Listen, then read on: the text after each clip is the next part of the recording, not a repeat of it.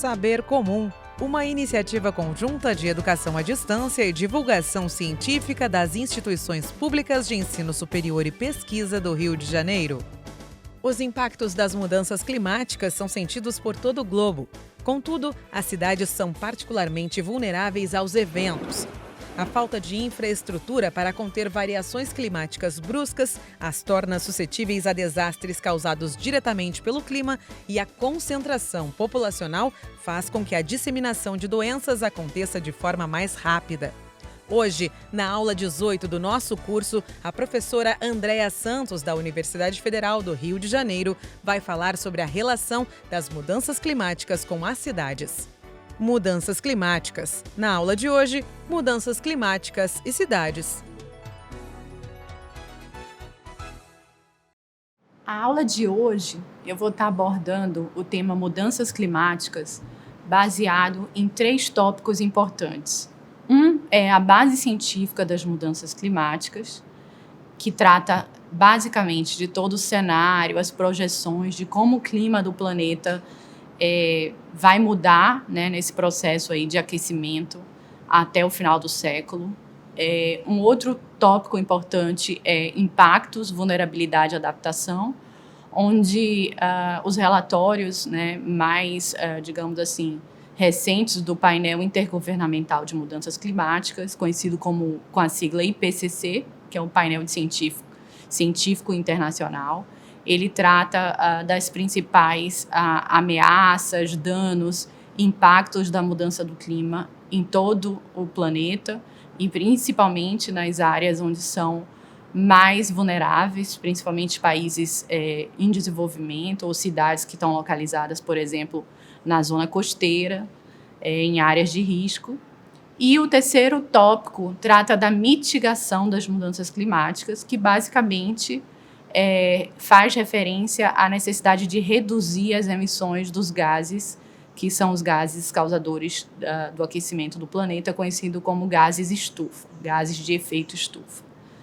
Bom, basicamente, o relatório mais recente do IPCC, que foi divulgado agora, neste ano de 2021, ele traz conclusões sobre o grau de aquecimento que o planeta já vem sofrendo aí desde o período da Revolução Industrial. Basicamente, durante a Revolução, a gente vem impactando na atmosfera do planeta, né, jogando esses gases que têm esse poder de aquecer, e com isso a gente vem vivenciando aí vários episódios de eventos climáticos mais intensos e extremos. Então, o planeta ele já aqueceu 1,2 graus acima da média da temperatura.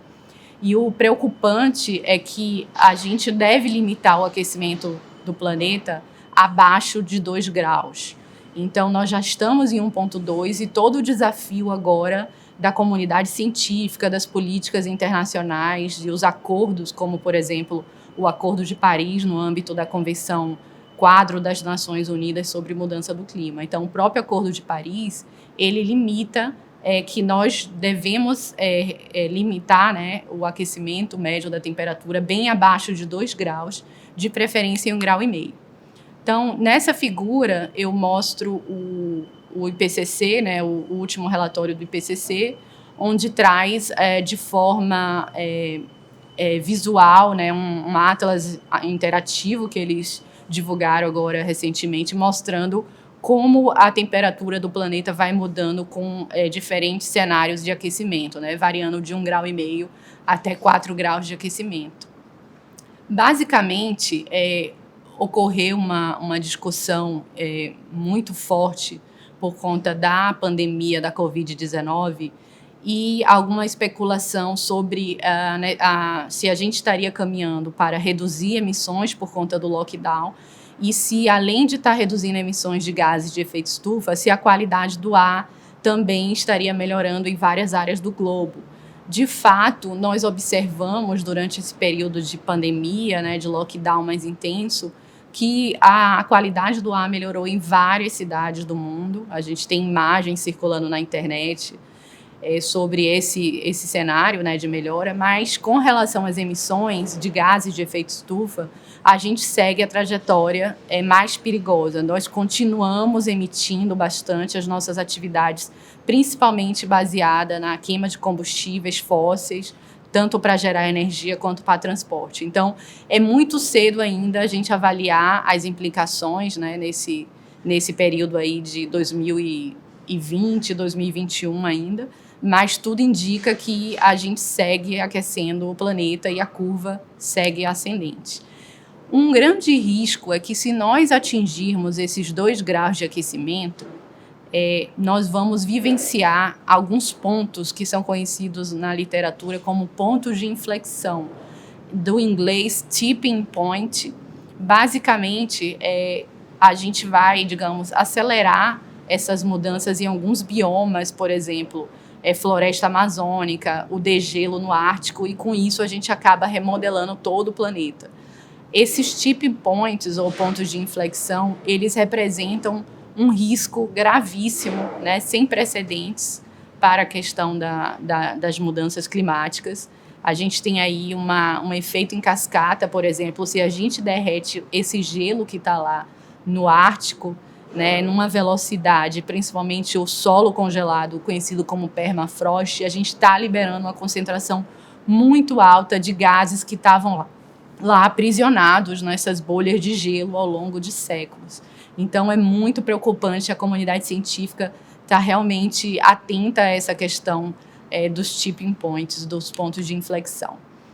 Uma outra figura que eu trago para vocês, divulgada pela NOAA, que é a agência americana que faz todo esse monitoramento junto com a NASA, né, sobre os anos mais quentes. Eles divulgam os recordes, né, históricos de temperatura média, e nós já vivenciamos na última década alguns anos já como os mais quentes da história, né, desde quando a datação começou né, medir a concentração por volta de 1800. E, basicamente, nós tivemos 2020 como um ano mais quente, empatado com 2019. Bom, o tópico 2 que eu gostaria de trazer aqui para vocês trata do impacto da vulnerabilidade e da adaptação frente às mudanças climáticas. Basicamente, esse tema ele descreve todo o conhecimento científico atual aí sobre os impactos da mudança do clima, como é que as áreas do globo, do planeta, vêm sofrendo de forma diferente esses impactos, porque as áreas mais vulneráveis, como eu disse, elas sofrem mais, e principalmente onde a população mais pobre reside, né? Principalmente pessoas que vivem na área da costa e também em habitações, né, como a gente chama, subnormais, como favelas. Então, com o prosseguimento do aquecimento global, nós vamos ter mais eventos extremos. E, basicamente, os principais eventos que nós temos estão relacionados com o aumento do nível médio do mar. A gente tem eventos de escorregamento de massa, deslizamento, os efeitos de ilha de calor, que vem aí intensificando a temperatura nos centros urbanos. É um grande desafio, né, para as áreas do planeta onde já vem sofrendo esse aquecimento aí mais intenso. A inundação também, né, principalmente na área costeira, e também a seca e a estiagem, que está relacionada com o baixo volume de chuva, né? Inclusive, nós vivenciamos agora no Brasil uma crise hídrica sem precedentes, né, uma das piores da história, impactando aí, inclusive, no fornecimento de energia elétrica. Então, no contexto do Brasil, as medidas de adaptação, elas geralmente estão associadas a obras de engenharia, né, e a gente usa esses projetos, né, de adaptar algum setor específico, seja a infraestrutura urbana, né, o setor de transporte, por exemplo, nas cidades, pensando na necessidade de tornar esses setores, essas cidades, mais resilientes para resistirem mais aos impactos desses eventos extremos. Então, Basicamente, as iniciativas de adaptação, elas geralmente estão associadas aí a ações como, por exemplo, o planejamento dos recursos hídricos, né, a questão de agir na defesa da costa, na prevenção de desastres, né? Hoje nós temos vários sistemas de alerta, né, de detecção aí e alerta para a população sobre a proximidade de uma tempestade, de um volume de chuva muito intenso. Então, esses sistemas eles vêm evoluindo aí por conta das tecnologias de informação e comunicação. Um outro ponto, né, que o CEMADEM, que é o Centro Nacional aí de Monitoramento para Desastres Naturais, ele vem, como eu falei, investindo na capacidade de alertar a população. Esse ponto é um ponto importante para medidas de adaptação. Basicamente está relacionado aí ao Ministério da Ciência, Tecnologia e Inovação. Inclusive, vários eventos já vêm sendo observados, de evento extremo, por exemplo, na costa do Brasil. E a grande pergunta é, será que esse é o novo normal, né? Nós vamos ter mais eventos extremos com o passar do tempo por conta do aquecimento do planeta? Por exemplo, nós vivenciamos no Brasil o ciclone Bomba, que atingiu ali o litoral de Santa Catarina e no Rio Grande do Sul. E esses eventos eles têm sido monitorados de perto, né? Esses ciclones extratropicais, eles podem ser muito potentes, inclusive em alguns casos até mais que furacão, embora os ventos eles atingem velocidades menores, né? Mas basicamente a gente já percebe nessa figura, eu mostro aí um evento de julho de 2020, que foi quando aconteceu o ciclone Bomba no hemisfério sul, né? E aí a gente tem basicamente impactos na infraestrutura das cidades, como vocês podem ver nessa imagem.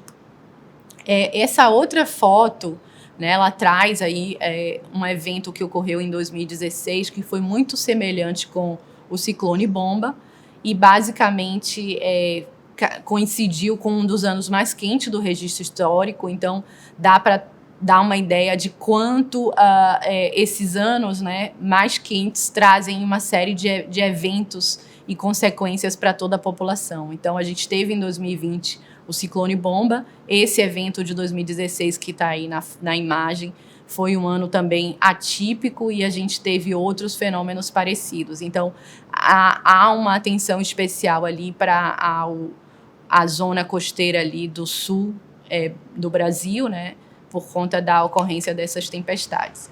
Bom, além do ciclone Bomba que aconteceu no Brasil em 2020, vale lembrar que nós tivemos em 2004 o furacão, que ficou conhecido como Furacão Catarina. Basicamente, ele atingiu, né, ali a costa de Santa Catarina. E, contudo, apesar de ter atingido a categoria furacão, o ciclone Bomba ele ainda foi pior em termos de mortes e destruição, né? Nós tivemos 11 mortes documentadas e em torno de 1.500 casas destruídas. Então, é muito preocupante a ocorrência desses eventos extremos e ainda mais a gente saber que eles tendem a ocorrer com a maior frequência. O ano de 2020, né, como eu disse, ele foi um ano, digamos assim, mais quente, um ano recorde, né, de temperatura. E isso foi divulgado por várias agências, né, de meteorologia mundial, a NASA, a Agência de Meteorologia do Reino Unido. E nós tivemos aí tem termômetros batendo aí temperaturas em torno de 38 graus, 39 graus, por exemplo, na Sibéria. Um outro ponto é que ondas de calor, como eu mencionei no início, vem atingindo as cidades, né, em vários países, principalmente porque esse fenômeno de ilha de calor, ele está muito associado à urbanização, né, em áreas onde tem muito pavimento, muito concreto, pouca área verde, e que com o agravamento da temperatura média do planeta, essas áreas elas tendem a ser muito mais quentes, acima da temperatura média. Então, existem aí estudos, né, mostrando que até o final do século, provavelmente 74% da população humana vai estar exposta a essas ondas de calor. E em Santos, em 2010, por exemplo, a gente teve uma forte onda de calor e foram documentadas aí em torno de 32 mortes, né, durante uma única onda de calor. A crise hídrica agora de 2021 também, nessa imagem vocês podem ver como nossos reservatórios, né, estão bem abaixo o nível de água, e isso também é preocupante não só para abastecimento humano, para também a produção, né, de alimentos por conta da necessidade de irrigação, mas a gente pensar como um todo, né, o tipo de impacto, né, que a gente teria no planeta com menos água. A gente já está vivenciando algumas áreas do globo vivendo essas secas extremas, né, e ao mesmo tempo outras áreas com mais chuva e tempestade. Então, um grande desafio realmente nas medidas de adaptação é a gente se reinventar as cidades, né, para a gente, de fato, ter uma cidade mais adaptada, mais resiliente para enfrentar esses eventos extremos.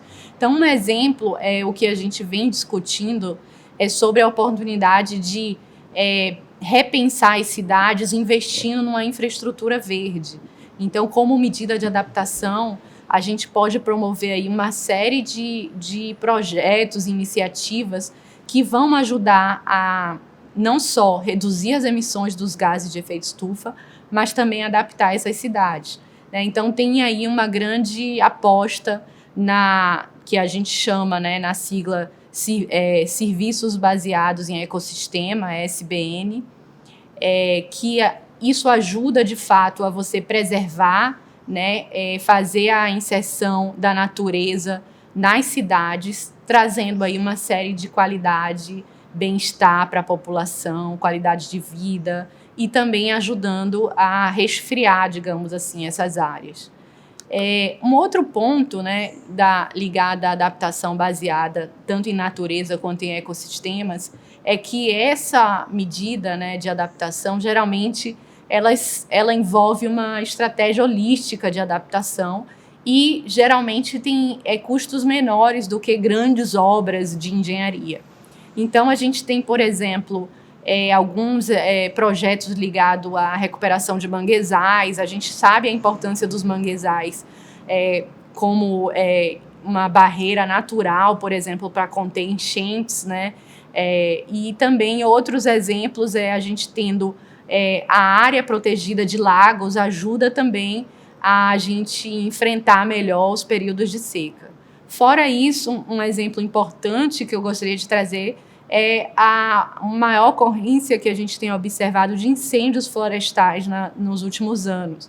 Então, quando a gente tem aí florestas saudáveis, isso ajuda a reduzir o risco de incêndios devastadores. Um outro exemplo que eu trago aqui para vocês e que eu mostro nessa imagem é um piscinão que foi construído na Praça da Bandeira, né, aqui na cidade do Rio de Janeiro. Basicamente, esse piscinão, ele ajuda, é uma medida, digamos assim, de adaptação que ajuda a conter aí alagamentos, né, durante os grandes episódios de chuva forte, e ele serve para armazenar essa água e evitando essas zonas de alagamento que ocorrem nas cidades, e isso acaba impactando bastante a mobilidade urbana, o dia a dia da população. Então, esse é um exemplo de um projeto de obra de engenharia mesmo, atuando na infraestrutura. Então, uma grande aposta para as oportunidades em adaptação é que as medidas de adaptação elas ajudam a gerar emprego, a movimentar a economia, e aí isso é importante quando a gente pensa, né, principalmente nesse processo de recuperação do pós-pandemia. A gente investir nesse retrofit das cidades, construindo aí áreas mais protegidas, mais integradas com a natureza e promovendo o bem-estar para a população. Então, um grande ponto que a gente fala, né, na questão da mudança climática é que é importante promover a sinergia entre as ações de mitigação e de adaptação. Então, as cidades, como nós sabemos, elas são vulneráveis aos perigos climáticos, né? Como eu já mencionei, inundação, ressacas, tempestades. Isso vai ser potencializado pela ocorrência de eventos climáticos aí já que vem impactando cidades onde já tem uma infraestrutura mais deficitária, né, principalmente cidades localizadas nos países em desenvolvimento. E aí a gente acaba tendo aí a interrupção, por exemplo, de serviços essenciais, como eu dei o exemplo de transporte. Então, a segurança hídrica, a segurança energética e alimentar, elas vão ser comprometidas com o agravamento do aquecimento do planeta. Então, a gente precisa, de fato, refletir como é que a gente pode promover essas ações, tanto para reduzir as emissões desses gases causadores aí do aquecimento do planeta, mas também adaptar melhor essas áreas, né? Porque nós sabemos que os grupos vulneráveis, assim como na pandemia da Covid-19, os idosos, pessoas também com comorbidade, elas vão estar mais vulneráveis, juntamente com pessoas que vivem em áreas, né, em condições de pobreza, por exemplo, pobreza extrema. Então, alguns exemplos aqui de medidas de adaptação que eu gostaria de trazer é a importância da gente ter a governança, né, fortalecimento de instituições que lidam com a questão da atuação aí na ocorrência de eventos extremos, como defesa civil, a importância da conservação, né, de ecossistema, o gerenciamento da zona costeira, por exemplo, né, toda o trabalho que vem sendo feito pela Embrapa, por exemplo, nas pesquisas aí com grãos mais resistentes, né, a aumento de temperatura, por exemplo, né, adaptando aí a nossa agricultura. E, além disso, como eu mencionei, a importância da gente repensar a infraestrutura como um todo, né? Principalmente com o uso de novos materiais, né? Nós falamos muito em biomateriais para poder substituir a pegada de carbono, né? Que é a alta emissão, por exemplo, do setor da construção civil, né? Onde a gente consegue adaptar melhor estruturas como pontes, túneis, pavimento, com novos materiais que ajuda a reduzir aí essa pegada de carbono, como eu falei. E o terceiro ponto que eu queria trazer para vocês basicamente trata da redução das emissões, que é a mitigação das mudanças climáticas. Nós temos aí uma série de ações que vem sendo implementadas nos países. E um ponto importante que eu gostaria de trazer aqui é que várias iniciativas vem sendo implementada aí mundialmente para estimar as emissões dos gases causadores do aquecimento do planeta. Inclusive, uma iniciativa interessante é a sigla SEEG, que é SEG, que é um sistema de emissões e remoções de gases de efeito estufa. Essa iniciativa, eles divulgam periodicamente as estimativas anuais de emissões, não só do Brasil, mas também no nível de município. E aí é interessante porque a gente consegue saber quais são os municípios que mais emitem carbono ou gases de efeito estufa para a atmosfera, como é que a gente pode atuar em termos de política pública, né? Se esse município tem um perfil mais relacionado à mudança de uso do solo e floresta, por exemplo, desmatamento, ou se é um município muito industrializado, onde tem emissões daí derivadas da indústria. Então, isso é importante para a gente conhecer e atuar na contenção, né, na mitigação dessas emissões. Basicamente, o SEG Municípios, eu trouxe aqui uma imagem para mostrar para vocês que é possível saber, né, por qual setor o município tem uma participação maior, né, se é de energia, de mudança de uso da terra e floresta, e é possível pela cor, por exemplo, na cor vermelha, vocês conseguem ver que são municípios que têm uma grande participação nas emissões por conta da energia. Então, a gente tem aí transporte, indústria e outros, por exemplo, nos círculos em cor amarela, né, ou laranja, que são as emissões aí advindas da agropecuária, por exemplo. Então, é possível conhecer melhor o perfil de cada cidade, cada município.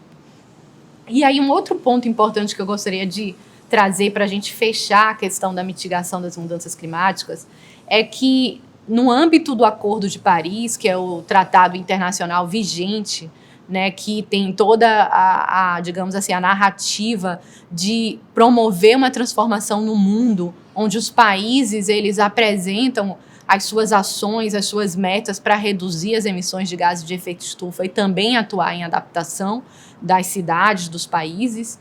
O Brasil ele apresentou a sua meta no âmbito do Acordo de Paris, né, que a gente chama na sigla NDC, traduzindo para o português, que é a ação nacionalmente determinada pelo país.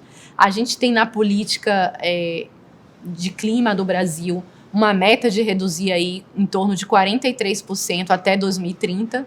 Então, tem uma série de ações previstas, por exemplo, que inclui a recuperação aí de 15 milhões de hectares de pastos degradados. Então, é importante a gente conhecer, né, essas políticas, estar atento às metas, porque a cada revisão dessa NDC, os países eles devem aumentar a sua ambição, né, aumentar a ambição em reduzir a emissão. Então, isso perpassa aí por vários setores. Por exemplo, para transporte, vários países já estão anunciando não produzir mais a partir de 2030, a partir de 2035, veículos motorizados. Então, já tem aí toda esse olhar para a gente né, partir para o transporte público eficiente, zero carbono, eletrificar. Então, esse é um movimento que já vem acontecendo nessa direção. E uma outra imagem que eu trouxe aqui, já no mapa do Brasil, que vocês também podem ver melhor aqui, né, as cores que representam aí a maior participação de emissão nos municípios. Em cor verde, né, como eu falei, a floresta, vocês podem ver aí que está mais ali na área, né, no estado no norte, na Amazônia. A gente percebe essa variação, né, de emissão, tanto vindo da floresta como também por energia mais no sudeste do Brasil. E, por fim, eu queria dizer que o Acordo de Paris, que está em vigor, a gente tem todo ano, né, por conta da pandemia, várias conferências foram, enfim, adiadas, mas a gente vai ter a COP26, que é a Conferência das Partes, que vai acontecer, previsto para acontecer no Reino Unido. A gente tem aí toda a preocupação de que os países devem sim apresentar o que eles vêm fazendo, implementando para ajudar a conter esse problema grave que é o aquecimento do planeta. E também a gente espera que vários venham com metas mais ambiciosas, né? E essa é uma esperança, porque se a gente não agir urgente, né, inclusive, mesmo se a gente decidir, a partir de hoje, zerar as emissões, a gente ainda vai sofrer muito as consequências do aquecimento do planeta. Então, um ponto que eu queria fechar trazendo aí o olhar especial dos Objetivos de Desenvolvimento Sustentável da ONU, que estão aí presentes na Agenda 2030 da ONU para o Desenvolvimento Sustentável. E a gente tem nessa figura os 17 objetivos, trazendo aí uma sinergia com vários temas importantes, por exemplo, poluição do ar, mudança climática, né, a questão de poluição nos centros urbanos, e ao mesmo tempo a gente tem que avançar no cumprimento desses objetivos, que envolve redução de pobreza, né, a gente perpassa aí por construir cidades mais sustentáveis e resilientes, e com isso a gente vai conseguir promover essa transição para o zero carbono. Contudo, a gente precisa agir muito mais. Como eu falei, a gente precisa promover essa transição para zero carbono para evitar que a gente venha a sofrer efeitos devastadores das mudanças climáticas. Hoje, vimos como o planejamento e a adaptação da estrutura das cidades é importante para mitigarmos os danos causados pelas mudanças climáticas em nossa sociedade. Na próxima aula, a professora Margarita Oliveira irá falar sobre a relação entre o clima e os papéis sociais de gênero. Até lá!